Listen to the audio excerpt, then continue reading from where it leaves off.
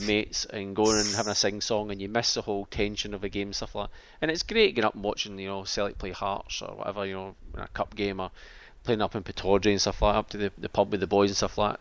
But just getting, hopefully, again, Saturday night, if it is a Saturday night kick-off, just getting that sort of, all the boys together, getting some tunes on, instead of your normal sort of, 5, 20, 5, 10, 20 people there, you might have your 60, 70, 100 people there watching the game instead, and everyone's in good spirits and stuff. So I just hope that, not quite so bad for you guys over on the West Coast, but over on the East Coast, I just hope that it does end up a Saturday night, and I hope it's a reasonable kick-off. Hope it is, your sort of midday kick-off back there to give us half a chance.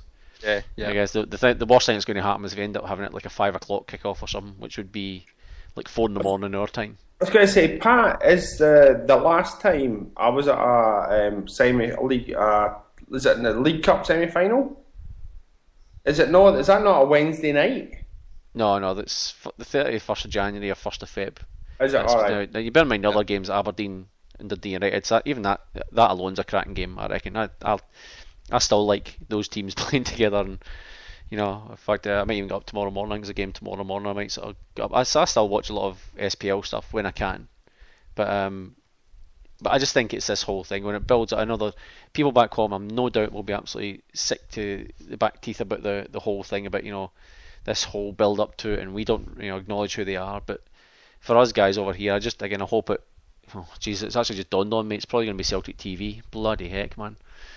Well, that's kind of ruined my spirits because we're not having good experiences with Celtic TV over our way. So, no, that game's surely going to be on Satanta or something like that. Well, our pub got shot at Satanta because Satanta, Australia, lost the Gaelic football as well.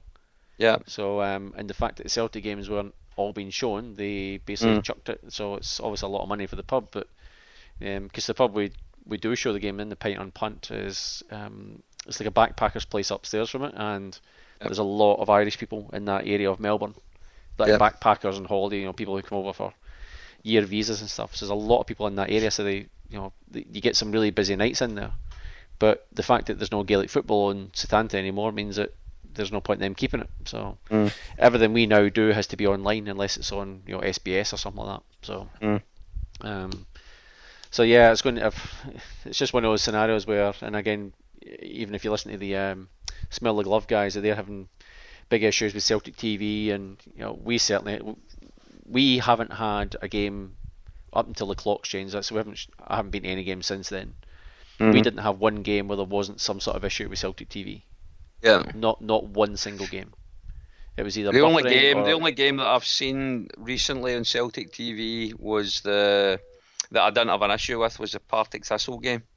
But I'm thinking that was probably because there wasn't a hell of a lot of people watching it from overseas for that one. But yeah, every other game, it's been bloody shocking actually. And the wall comment thing that they put up and say, due to the technical difficulties, we've had to bring down the comment wall as well. But that's a load of bullshit. That's just so that people aren't going to start whinging and complaining all over that. Well, see, I've said this before. They have a crack and say everything that they have issues with is you the end user's fault. Yeah, that's so why can I watch a stream through a dodgy, admittedly in inverted commas, and never have an issue? Yeah. How can I watch ESPN, which is like real high definition streaming, how can I watch them flawlessly? And yet you turn on Celtic TV and buffer. Yeah. And it just does my head into and it's the same like in the pub. I don't know if you guys actually got Celtic TV over there, but you end up paying for their premium account. And from memory, I think the guys are paying something like 100 quid a month or something. Yeah, which is ridiculous in the amount of money you spend. And I end up missing half the game because I'm flipping tracing cable. We're trying to get some sort of decent internet stream. Yeah. We're trying wireless, we're trying cable connection, people are firing up 3G on the phones, we're tethering to that just to try and get all these different options, and nothing just buffered the whole thing. It's crap. It was the game because there was one game that I missed about. It was a good half an hour. But sometimes you do question it. Sometimes you do think, is it just my connection? But then you go on and you see whether it's on Twitter or something, and everybody's having issues with it. But it's disgraceful. It's the infrastructure they must have for it is pathetic, and it's for overseas guys like ourselves that just can't get to the games at all. It's our way of keeping in touch with the club, and as we've said on this podcast many times before, if they get that right, they could really be onto something. For so long, I always watched the dodgy streams because, you know what, I got as good a feed on that as I did with my Celtic TV. Exactly. I've got Celtic TV now, and I'll be honest, I don't really dip into it that much. It's good to see some of the interviews and stuff like that you would never usually get a chance of seeing, but the quality of it, and as I said, the only game that I've watched right through from beginning to end with no issues on it since I got the subscription was the Partick Thistle game the other night. Every other game has had issues at some point or the other. And like you, Pat, I've watched ESPN3 Champions League games on that before with no issues. I was watching the Astra game last night on Setanta Plus online on my iPhone in bed last night. Not an issue. High definition quality, you know. So how can they not do it? There must be some way. Splash a little bit of cash and sort out your bloody infrastructure at that end, because there's so many fans that are disappointed, and the only way you're going to make money out of Celtic TV and getting new subscribers is by having a decent product there, and it's just absolutely garbage just now. Yeah, it's a shambles, and I just someone back there has to take note of it, because I got the same thing when it came to try to help the guys with supporters club. It's like, oh no, everything's fine from our end. It's your fault. Yeah, there can't be that many people having an issue, and it's our fault.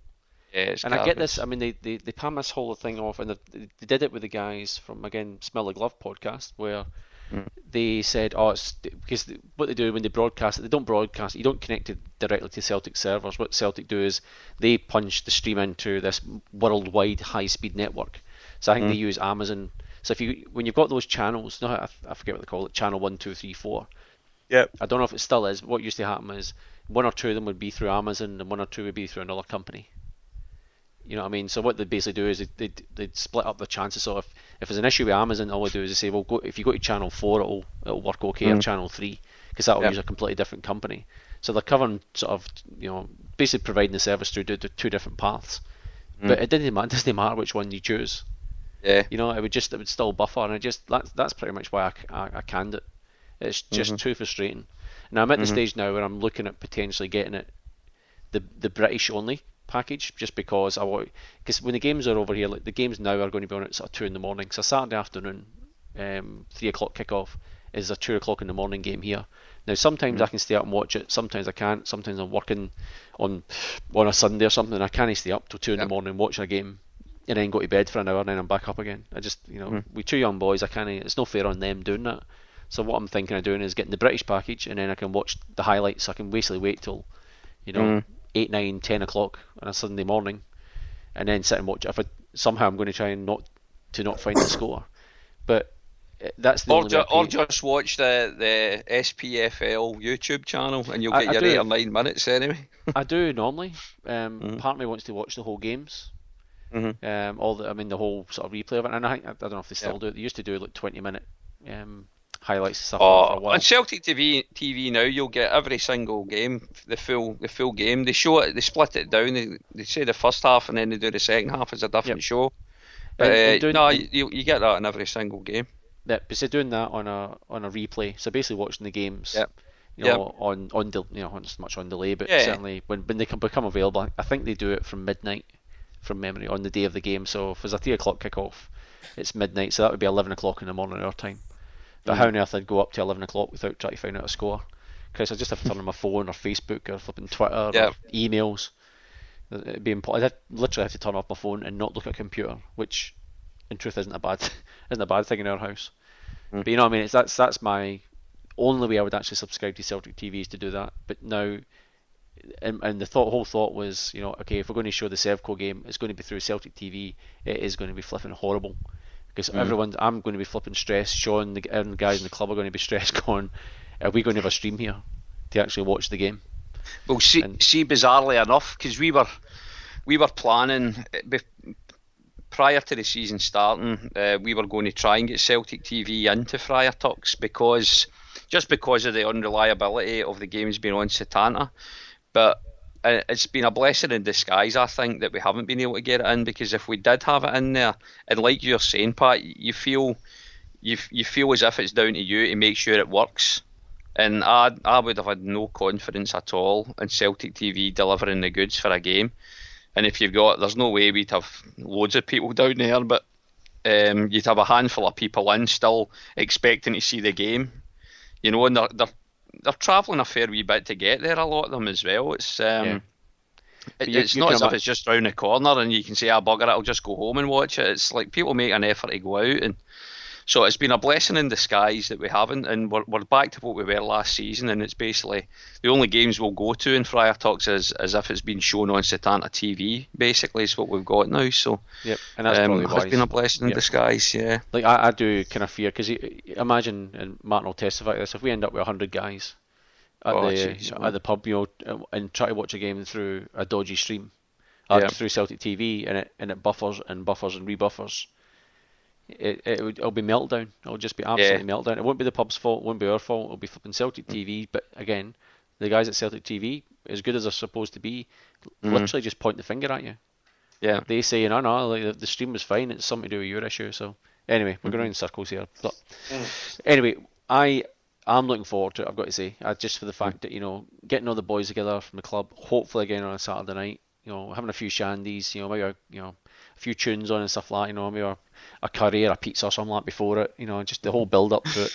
It's not so much for the fact that we're playing them, you know, it's the fact that we're getting all the guys in the club back together again, you know. So, and I'm pretty sure that would be the same case for a lot of supporters clubs, sort of non-Scottish and non-Irish ones, because it has been a struggle sometimes. At least with Sevco in there, or the old Rangers, you get 4 games a season, 4 big nights, you know, where you can, you know, let your hair down, sing a few songs, shout at the screen, you know, and get that whole emotion and that sort of build up, you know.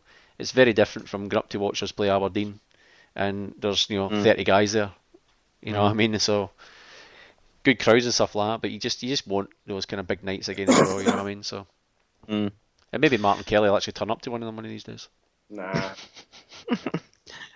I mean, I think my opinion is, look, I think it's great to play new teams. I think it's good to give, you know, a team that, look, it's done well coming into the league, you know, moving up through the leagues. I think it's done well, and it's good for them to play a big team like us. So look, I think it'll be an entertaining game. I do worry a little bit about the amount of look. I think there's 2 things. One, although we'll be up for it, they'll be totally up for it because they've got an awful lot to prove.